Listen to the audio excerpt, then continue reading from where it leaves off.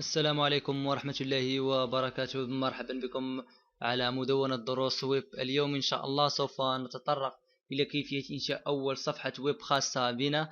فقط للمعلومة وللتذكير، فهذه الدورة غير موجهة للأشخاص المحترفين. إن كنت محترف أو تجيد استعمال لغة ال HTML فهذه الدورة غير موجهة لك، لا تتمم مشاهدة هذا الفيديو فلن تستفيد أي شيء، فقط سوف تضيع وقتك. فقط ملحوظة.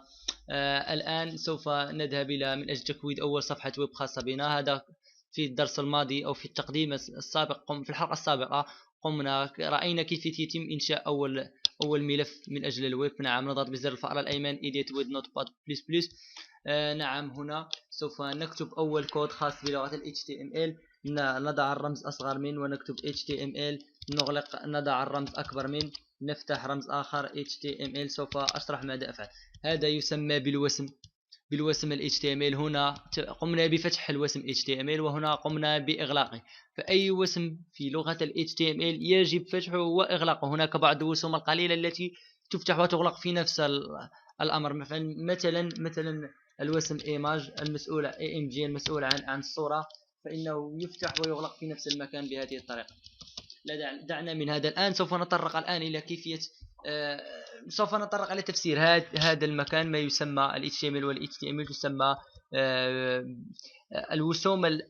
الوسم الأب ولديه أبناء. من هذه الأبناء لدينا الهيد نغلقه كذلك.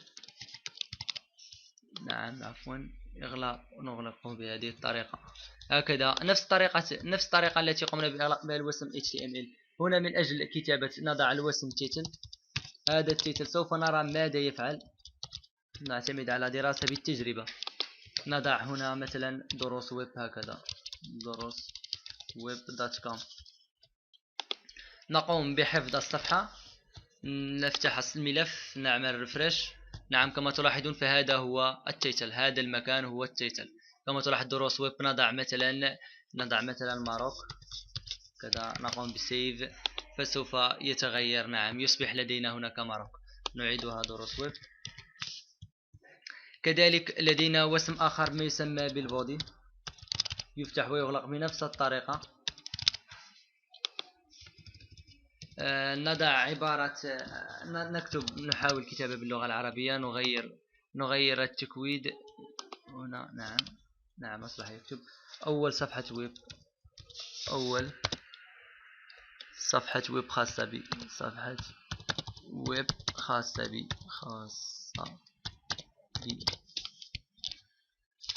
نعم، نقوم بالحفظ، نعمل ريفرش. نعم، فهذا أول صفحة خاصة بي، أول صفحة ويب خاصة بي. إلى هنا نشكركم على حسن تتبعكم. لا تبخلون علينا بلايك وشير وسبسكرايب على قناتنا عبر اليوتيوب، وكذلك لا تنسوا دعوة أصدقائكم لتسجيل إعجابهم بصفحتنا على الفيسبوك www.facebook/durosweb. شكرا على حسن تتبعكم.